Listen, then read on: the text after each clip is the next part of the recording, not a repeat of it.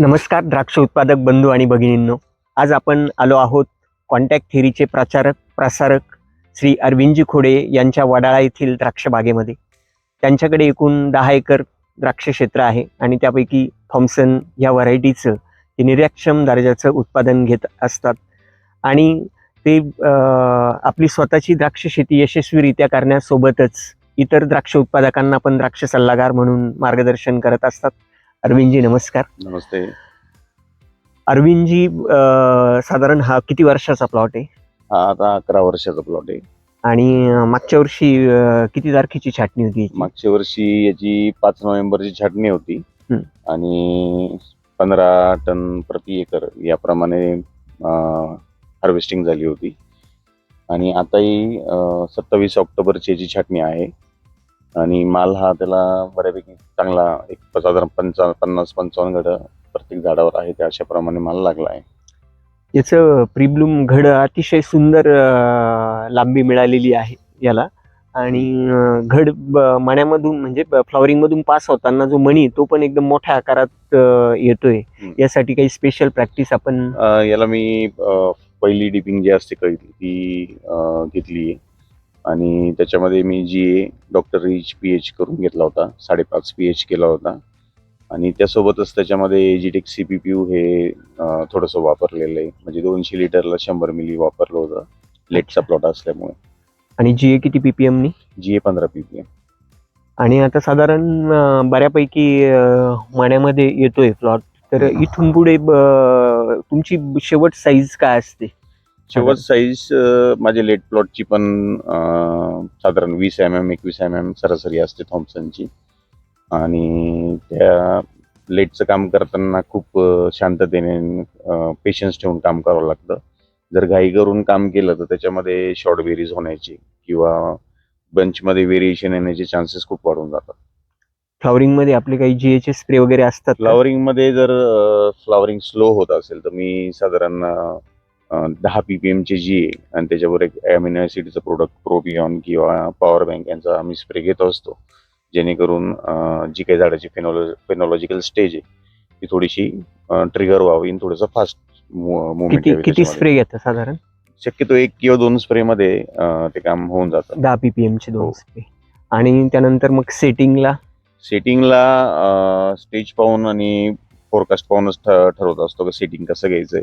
तर सेटिंग जर आपलं ESS किंवा चिमाने जर घेतलं तर त्याच्यामध्ये मी सर्वसाधारणपणे 12 ग्रॅम ते 15 ग्रॅम GA घेतो असतो प्लॉटच्या परिस्थितीनुसार. आणि त्याच्यासोबतच ओविगो 1 लिटर, त्याच्यासोबत प्रोबियॉन 750 मिली आणि न्यूट्रिलॅम 600 मिली असे कॉम्बिनेशन घेत असतो. ESS ने त्याच्यामध्ये मी सुपरशक्ती कंबाईन वगैरे असं काही घेत नाही. आणि नंतर सायझिंग साठीचं परत सायझिंग साठी सर्व घड जेवढे आपल्याला एका झाडावर जेवढी घड हवे आहेत तेवढी सगळी घड 5 mm साईज पर्यंत येत नाही, तोपर्यंत मी सायझिंग घेत नाही पहिला. आणि तिथे पहिलं सायझिंग घेतो त्यावेळेस झाडावर घडांची संख्या किती त्यानुसार 30 ग्रॅम पासून तर 35 ग्रॅम पर्यंत GA प्रति एकर घेतो. आणि त्याच्याबरोबर प्रोसेल 750 मिली किंवा 900 मिली पर्यंत घेतो असतो.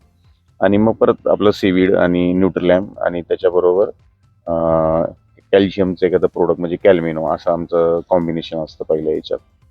आणि नंतर दुसरा सायझिंग मग 1-1.5 mm साईज पुढे सरकल्यानंतर घेतो त्यावेळेस परत 30 ते 35 ग्रॅम GA त्याच्याबरोबर एजिटेक CPPU 1 लिटर घेतो असतो, त्याच्याबरोबर कॅल्शियम CBZ घेत असतो आणि तिथून पुढे परत न्यूट्रिलॅम असे 4 कॉम्बिनेशन घेत असतो. काय आणि परत एक प्रोसेल, त्यानंतर परत एक एजिटेक आणि नंतर परत एखादा स्प्रे. थर्डला सुद्धा CPPU घ्यावाच लागतं.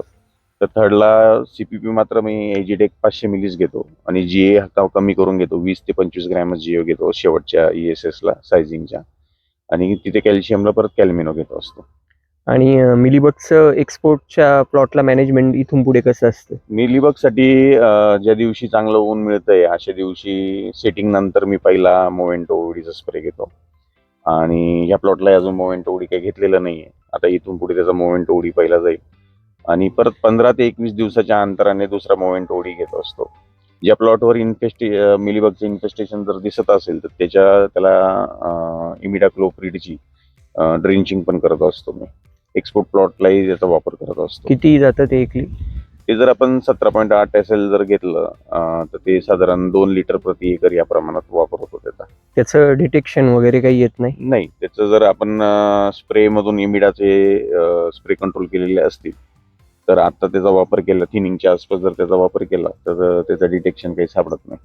आणि पावडरी मिल्ड्यूसाठी कुठले प्रॉडक्ट जातात इथून पुढे? पावडरी मिल्ड्यूसाठी फ्लॉवरिंग मध्ये ॲक्रिसिओ असतं. ॲक्रिसिओचे 1-2 स्प्रे असतात. लोकल प्लॉट असेल तर मेरीवन असतं.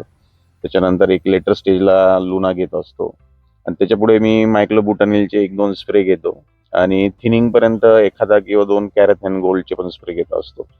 त्यानंतर मात्र लोकल प्लॉट असो की एक्सपोर्ट प्लॉट असो त्याच्यानंतर केमिकलचं ॲप्लिकेशन टाळतो पूर्णपणे आणि तिथे मग बॅक्टेरियल ॲप्लिकेशन आम्ही गरज पाहून रिकमेंड करत असतो. मग तिथे डॉक्टर बॅक्टोसचे एम्पेलो 4K यासारखे प्रोडक्ट्स आम्ही तिथे वापरत असतो. आणि डाउनी मिल्ड्यूसाठी? डाउनी मिल्ड्यूसाठी तर जनरली 5 mm पर्यंत प्लॉट क्लिअर असेल, त्याच्या पुढे डाउनी मिल्ड्यूसाठी विशेष काही आम्ही घेत नाही. पण खूपच थिनिंगच्या स्टेजेसला किंवा जसं आता कधी कधी त्याच्या पुढच्या स्टेजला पाऊस पडणार असेल तर तिथे कॉलिकेप सीओचा वापर करत असतो आम्ही. धन्यवाद अरविंदजी.